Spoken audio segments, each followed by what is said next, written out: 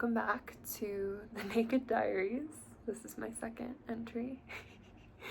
And I am inspired to record because I'm ovulating, and I know that the moment I go into luteal, I'm just gonna be like, I don't want to talk, I don't want to share. This is Aya. Also, I'm really tempted to restart this.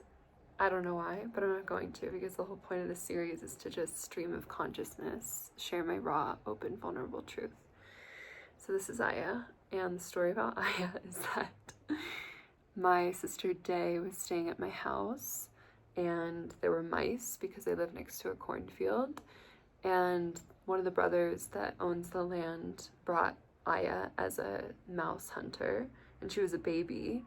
And then, crazy you guys, she was a kitten. She was less than a year, I thought, and she was tiny, and she got pregnant, and I didn't know, but she told me.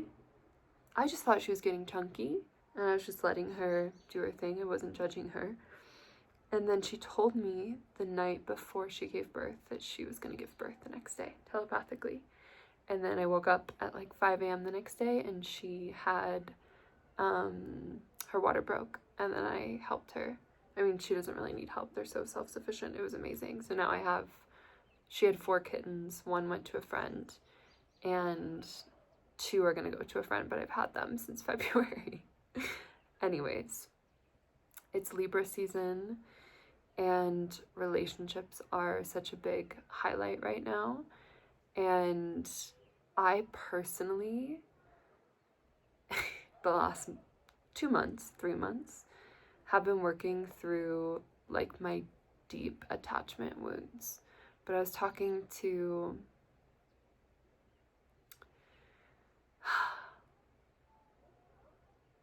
my words, they left me.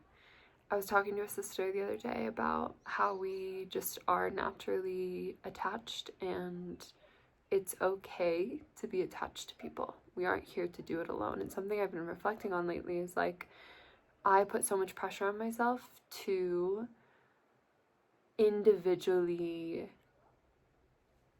have it together all the time. I think I talked about this in the first entry, like allowing support and help. And I think when it comes to relationships, trying to rid yourself of attachment completely is a beautiful concept, and we're here to be in relation with one another.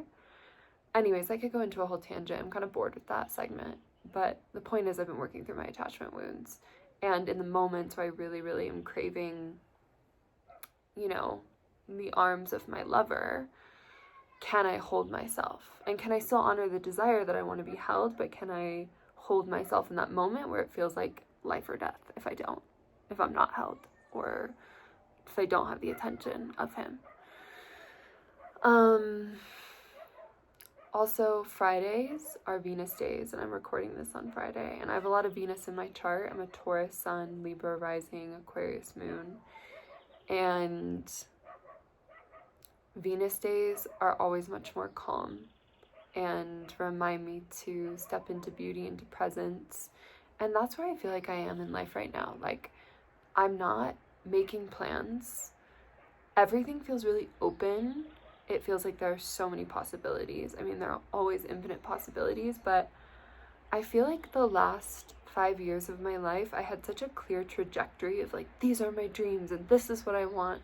I'm so itchy. I don't know what's going on. And it's just not that clear right now, and it feels really open, but it feels, I'm like, can I even like do that on camera? Who cares? My nose is itching. Like, everything's itching right now. I don't know why. I am going on so many tangents. This is a great example of like letting myself be witnessed in my chaos.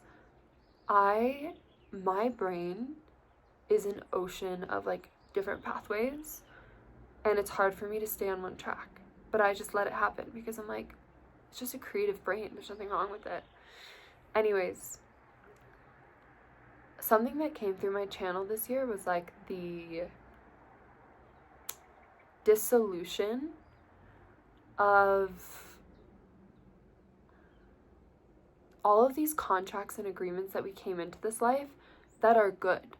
Like, if you had a soul contract to like work with a plant and serve a medicine, or if you had a soul contract to have a family, everything is eliminated. That's what it feels like, and it comes down to pure sovereign choice. Because karma is this agreement to lessons. Karma is this agreement to experiences, to relationships that are going to activate these different things. And because we've been working through, like, come here, Yaya, I love her. If I move, I don't know what I'm gonna do with her. Yeah, I'm not sure. I know that might shock some people, but I don't know if you want to leave the mountain. Yeah, it feels like this dissolution of all obligations, including the soul obligations that, I'm like, does the soul even have obligations? No. But like, you know what I mean, the blueprint that we came into this life with, and what we think even in the highest expression and the most beautiful expression, like, that we have to do or we have to follow, there's none of that. And when I don't know if I shared this in my last series, or last video, but when I was drinking medicine in the jungle, I was over my altar and I brought my Isis pendant, which I hadn't worked with in a while. I had worked with Isis a lot the last year and a half, I guess 2 years now. Yeah, since November 2023. But she kept telling me, like, you have to let this go, you have to let this go, you have to do this, you have to do this. And I was in such resistance. I was like, no, like, I want this. I don't want to let this go. I don't want to make this change. And then as the medicine does, like, you'll get a really clear, loud message, and then it'll trigger something in you, and then there's another layer. And the next layer was, you don't have to do anything. And I was like, alhamdulillah. And she was like, you can have anything, you can choose anything, it's all a choice. Same with like partners and divine union, like, it's all a choice. Everything is a choice point. Also, I feel really beautiful today, and it's funny because I have a little bit of discomfort even articulating that, because I was thinking about this a lot this year, like, women allowing themselves to feel their beauty in all forms and to like express that, and then it's met with like, oh, that's arrogance or whatever. And I'm like, no, women are just so used to having deflated egos and insecurities. At the moment we feel radiant, we're all of a sudden like full of ourselves. So anyways, it's okay to acknowledge your beauty and to express it and feel it. I feel really light today, which I'm really grateful for, because I had a really heavy week of like old wounds just like eating me alive. I wasn't sure if I was going to share this online, but I was talking to a sister today. I was like, if people knew like the 48 hours of my week that I was just in complete agony, like full panic attack for 48 hours. And there was a part of me that's like, why couldn't you regulate in that moment? You have so many tools. And it's like, my friend Day was telling me it had to be that intense, because it was this death of like this version of me. And I remember laying down in bed yesterday, you guys, this is like, I'm coming off fresh of this panic attack. I was laying in bed yesterday and I was like, in the middle of the day, it was like 4 p.m. And I was like, I am never feeling this again. Like, I am not allowing this cycle to ever continue again. We're closing it. But I had to get to that point of intensity to name it, to see it, and to be like, no mas. What else, you guys? I feel like I'm at this stage of life where I have sought out all of my individual desires up until this point. Of course, I'll have more forever. But like, there isn't something that I've wanted to do in my life that I haven't done yet, if that makes sense. And so now I feel this willingness to co-create, and whether it's with the lover that I'm with now or someone else, like, I feel this willingness to create something together that isn't just like focused on my desires or needs, that it's a combination of ours. And not that they have to be the same, but that they can weave together. And that feels really exciting, because I have allowed myself in my 20s to just do what I want to do. And I think that's the purpose of being in your 20s, is like to be selfish, and not selfish with a negative connotation, just choosing yourself. Because had I been in a relationship all of that time, not choosing, and I'm not saying you can't not, or you can't, I'm not saying that it's not possible to be in a relationship and to also choose yourself, but you're always forever considering someone else. And so the last 7 years of like without actually committing to anyone, I've been able to honor all of my dreams. And now I'm just like, yeah, I'm sure more will arise, and I'm so here for it, to follow those. But I'm ready to do that in a collaboration, which feels really exciting because it'll be very different for me. I'm really used to being on my own schedule, my own everything.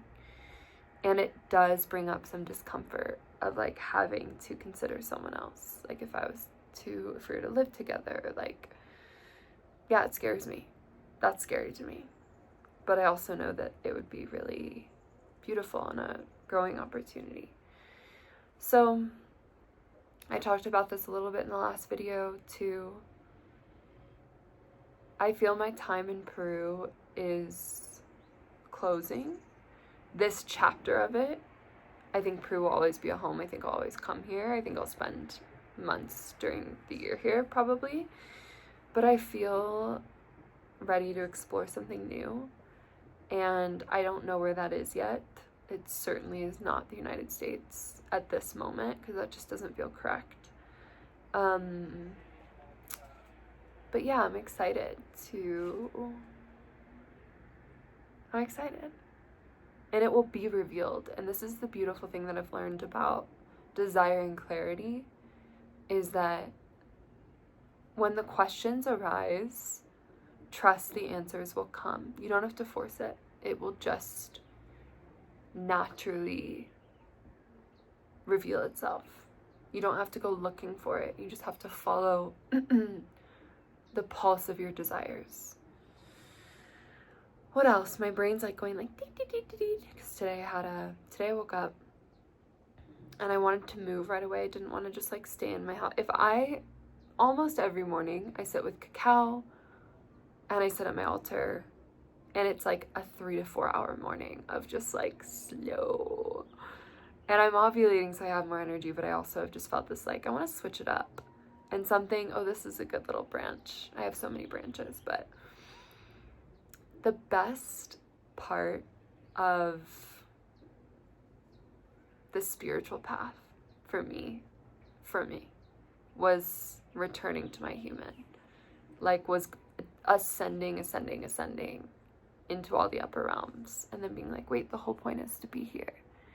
And then you go into this like, the whole point is to enjoy the human experience. So today, to enjoy my human experience, I woke up, I went and had a coffee, a latte with almond milk at the local, oh my gosh, a big flashing light, at the local cafe. And then I went to the gym. And then I did a little bit of shopping in town just to get like eggs, bread, fruits, candles. And then I came back here, cleaned my house, organized a little bit. I'm making this video. Little afternoon kisses from my lover. And I made some chamomile tea. It's actually still steeping because I wanted it to be strong. And the whole point of me telling you this, I also had a croissant. And I was like, this is why I'm here. And I had a ceremony tonight that I was potentially going to go to. And I was just like, I don't want to. I want to just be here in my body without medicine today. And that feels really good. And then just feeling really excited to record these videos. Like, it feels so natural. It feels so fun. So I can't wait to continue to make more and just share openly with you guys. And I could talk for hours probably of just all the things that go through this little brain, because there's so much. I feel like Virgo season, reflecting on Virgo season, for me was looking at my daily habits and how I actually care for myself. And I care for myself in a lot of different ways. Like, I get good sleep, I nourish myself, I take care of my skin, I move my body.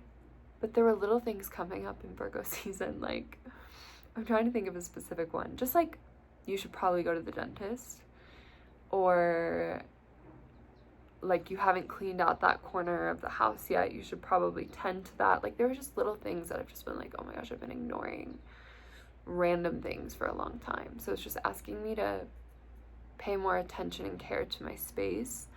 I also, historically and presently, have been really careless with items, like with my things.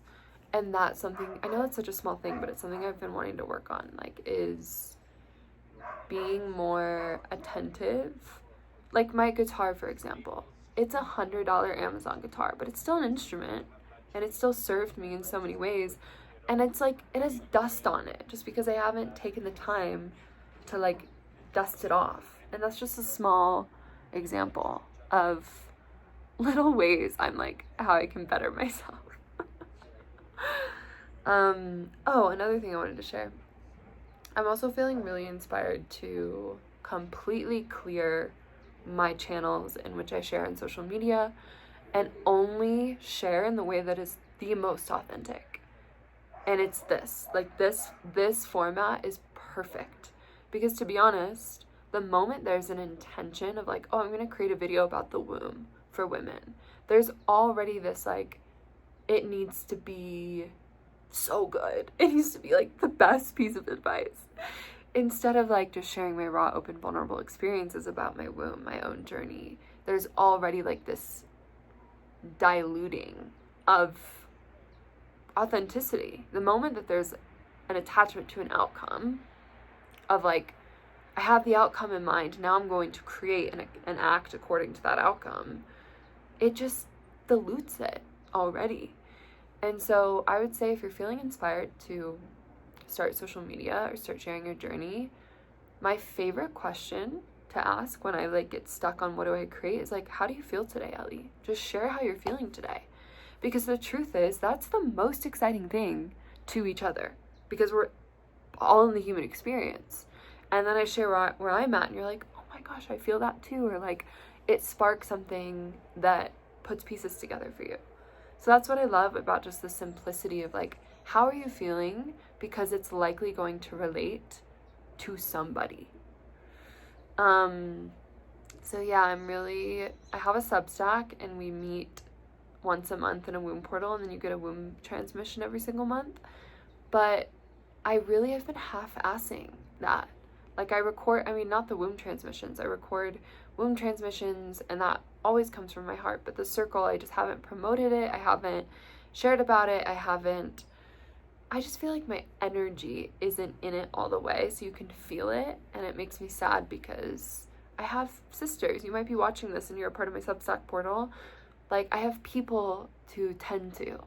So I want to do that better, but I'm kind of deciphering if I want to continue it or like close it down. And yeah, I don't know. I have to feel into it. So I'll be sharing these videos on YouTube, posting on TikTok occasionally. Not occasionally, I do every couple days.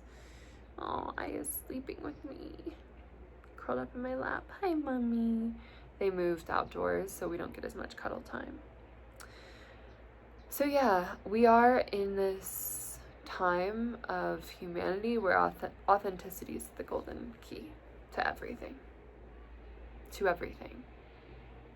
So just be you. I was on the phone with a sister, and she was saying goodbye to her daughter as she was dropping her off to school, and she was like, be yourself.